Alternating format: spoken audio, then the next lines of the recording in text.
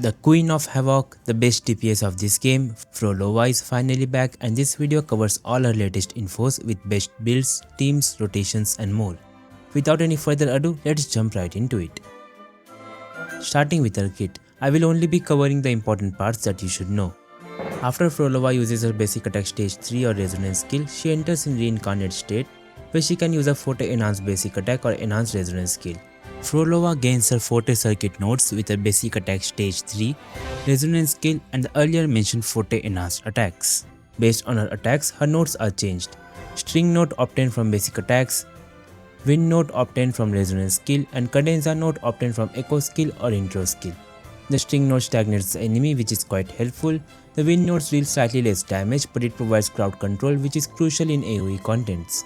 And the cadenza node does both. After she reaches 6 nodes, she can cast a special heavy attack entering resolving chord state, which unlocks her resonance liberation. This special heavy attack does a very big damage. Her resonance liberation doesn't need energy and can only be accessed through this method. When using her liberation, Phrolova ascends in air, entering Maestro state. Her attack is increased by 120% and now she attacks with Hecate. When Phrolova is active on field, her HP is shared with Hecate, so any damage Hecate takes will be reflected on Phrolova. If you stay on field with Phrolova, you can use Hecate to attack, dodge, reset Hecate's position by pressing jump, or cancelling this state by pressing resonance liberation. When you switch her out after using her liberation, which you should be doing, the Hecate will attack automatically and is immune to any damage. If you use any echo skill with other characters, Hecate will deal enhanced hits triggering up to 10 times and can be triggered only once with the same echo. Do remember that switching back to her will end the liberation state. Phrolova also has some special stacks called After Sound. She gains 1 each from the enhanced Hecate attacks and 10 from entering the battle. The After Sound provides 2 buffs. One is increasing the multiplier of special heavy attack by 82.55% per After Sound. This increase is additive. And the second buff is a crit damage increase of 2.5% per stack till 24 stacks. Stacks above 24 gives 1% crit damage increase up to 100%. The extra crit damage keeps ramping up as long as Phrolova isn't out of combat, so this means that she keeps getting stronger as the battle goes on. As a result, her initial rotation will be weaker. When in liberation state, the next intro to Phrolova is enhanced, dealing more damage. The first inherent skill increases her resistance to interruption and reduces her damage taken by 30% for 15 seconds after casting echo skill. Her outro skill amplifies the havoc and heavy attack of the next character by 14 seconds. If her outro is cast while Phrolova is in liberation state, she will deal enhanced attacks with Hecate twice. Most of Phrolova's damage is considered as echo skill and resonance skill damage, and this is her damage profile. The on-field attacks are resonance skill and off-field are echo skill. For her talent priority, level her liberation followed by her basic attacks as it contains a multiplier for special heavy attack, then her forte, intro and resonance skill. Moving on to her weapons. Phrolova's signature situation is the worst in the game. It makes a huge difference over the standard banner option by 43%. Even the String Master cannot come close to it. This is because Phrolova already gains huge attack from her kit, which makes attack percent stats less beneficial. This weapon gives 32% resonance skill and 32% echo skill damage bonus and the ability to ignore 8% of target's defenses. I would highly recommend you to pull for her signature. If you cannot, your other options include String Master, Whispers of Siren, Rime Draped Sprouts, Luminous Hymn and for F2P Cosmic Ripples. You can see the chart of their rankings.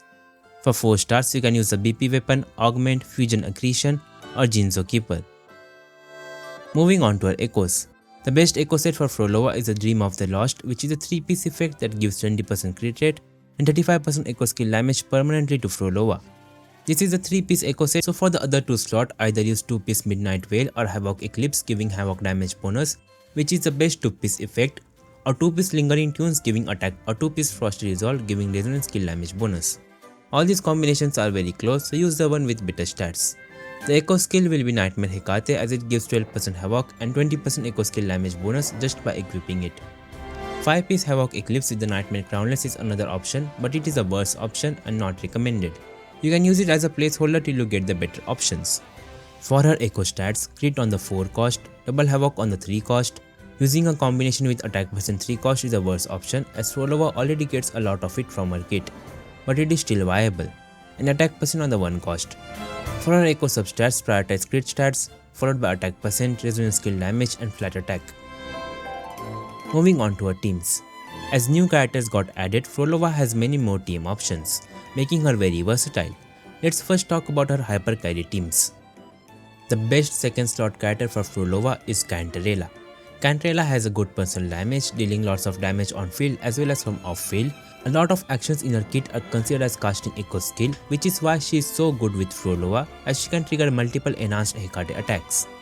She can also buff Phrolova with her outro, giving the best buffs of Havoc and Resonance skill. For third slot member, there are a lot of options. The best one is QIuyuan, thanks to his so many echo skill casts and the crit damage buff. Rochia is a close option, giving an extra echo skill cast and buffing Cantarella. If you don't have them, Shorekeeper is a solid and very close option.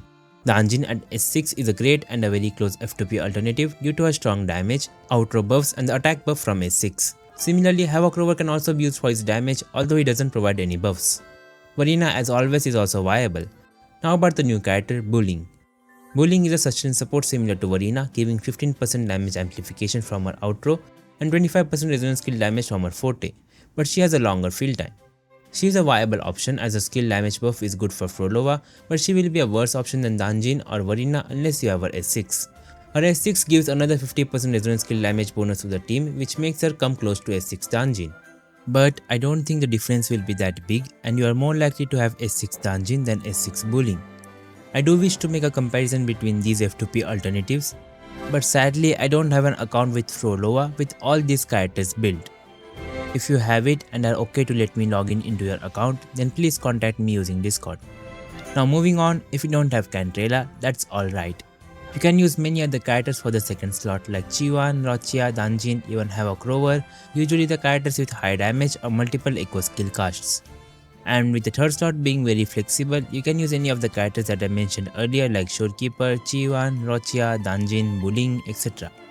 Chisa is also a viable Havoc option for second or third slot as she can deal decent damage and gives defense shred. You can also use Phrolova in dual DPS team comps where you pair her with characters that deal heavy attack damage like Jian, Phoebe, Galbrena, Zani. Augusta can also work, but I don't recommend it cause Augusta's second liberation cancels Phrolova's liberation state. Now let's move on to our rotations. I will first cover Phrolova's general rotations, then move on to explaining team rotations with advanced tips. Phrolova is usually the rotation opener. Start by switching into Phrolova from a different character to skip basic attack 1. Or you can just start from basic attack 1, then do her basic attack 2 and 3, followed by her enhanced basic attack or enhanced resonance skill depending on whether you want stagnation or crowd control. Use her resonance skill and do the enhanced basic attack or skill. Use her echo skill, then 3 basic attacks followed by any of the enhanced attack, heavy attack, ultimate and outro. And from the second rotation, after you get an intro on her, you can skip basic attack 1 and 2 and directly start from 3. You can do some animation cancels like you can cancel the forte enhanced skills with a normal resonance skill or echo skill. Now let's talk about our team rotations. Usually for most of our base teams with 2 other DPS or sub DPS, the team rotation is very simple. For example, in Phrolova, Cantarella and QIuyuan team, you start with Phrolova's rotation, intro to QIuyuan, then intro to Cantarella, and after Cantarella go to Phrolova and repeat. It is the same for teams of this archetype.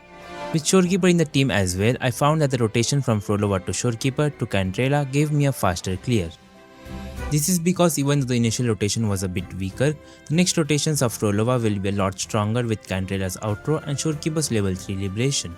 With someone like Varina who has short rotation, you can aim to use her outro before Phrolova's rotation.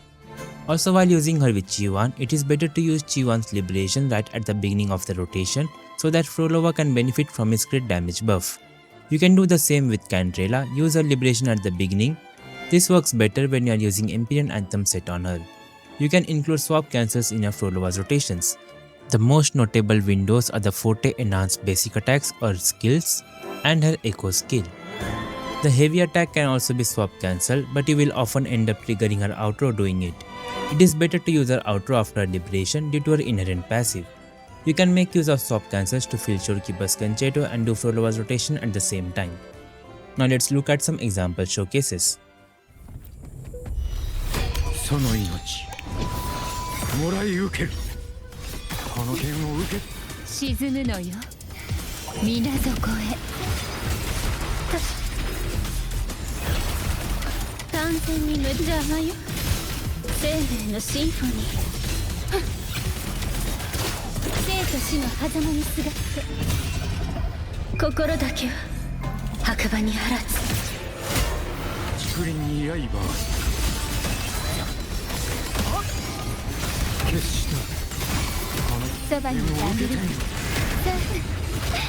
すぐったいわ。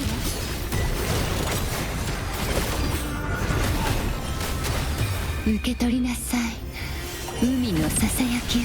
アンサンブル。ただ落ち生命のシンフォニー。反響に耳を傾けるのよ。枯れてもなお咲き乱れるわ。竹林に刃予備白の合図よ。ニュール毒よ、深淵を飲み込みなさい。ただ落ち続けて。アドアストラ。生と死の狭間にすがって心だけは白馬にあらず。終わりにする。大丈夫、私はここよ。さあ出てきなさい。破滅。枯れなさい、生命のシンフォニー。泣き叫び笑いなさい。枯れてもなお咲き乱れるわ。この身をもって誓いをなす。植物だって生きてるんです。受け取りなさい、海のささやきを。進化を追う。リズムに乗って生命のシンフォニー。完全に無駄。予備白の合図よ。生と死の狭間にすがって心だけは墓場にあらず。大丈夫、私はここよ。高まくアンニ。植物だって生きてるんです。進化をお見せします。そばにいてあげる。アンサンブル。生命のシンフォニー。これが終止。枯れなさい、反響に耳を傾けるのよ。口ずさむ杉石の残響。大丈夫、私は沈むのよ、水底へ。深淵の先へ。進化をお見せします。And lastly, her sequences. Phrolova has some really strong and broken sequences. Do note that you should go for the sequences only after you get her weapon. The first sequence of Phrolova increases her forte attacks multiplier by 80%. And when Phrolova is not in combat for 4 seconds, she gains 2 of her forte nodes, which is useful for reducing the first rotation, but not that much of an upgrade and should not be prioritized over her weapon. The S2 increases the damage multiplier of special heavy attack by 75%. After sound now additionally increases the damage multiplier of this attack by 75%. Casting this attack grants 14 stacks of after sound, which is great as it reduces the ramp up time. This is a really great sequence for providing a good damage boost. The S3 amplifies the echo skill damage by 80% and reduces the attack of enemies hit by the special heavy attack of Hecate. This is a huge boost. The S4 gives 20% all elemental damage bonus to all resonators for 30 seconds after using echo skill. The S5 gives some stagnation effect. The S6 basically triples the damage of S0 Phrolova. It gives multiplier boost to her enhanced Hecate attacks and deals additional damage alongside her forte enhanced attacks, which gives after sound stacks, which is really good for her. And additionally it gives her buffs based on whether she is off field or on field during her liberation state. So overall, Phrolova is really strong in this meta, dominating both the endgame contents, Tower of Adversity and Whimpering Wastes, while being very flexible with her team options. She can be used as both DPS or in a dual DPS team. She does need her signature, but even without it, she can perform really well. For players looking for DPS, Phrolova should be your go-to option. And that was all for this video. I hope you guys found it helpful. Don't forget to like and share the video and subscribe for more Wuthering Waves content. Thanks for watching.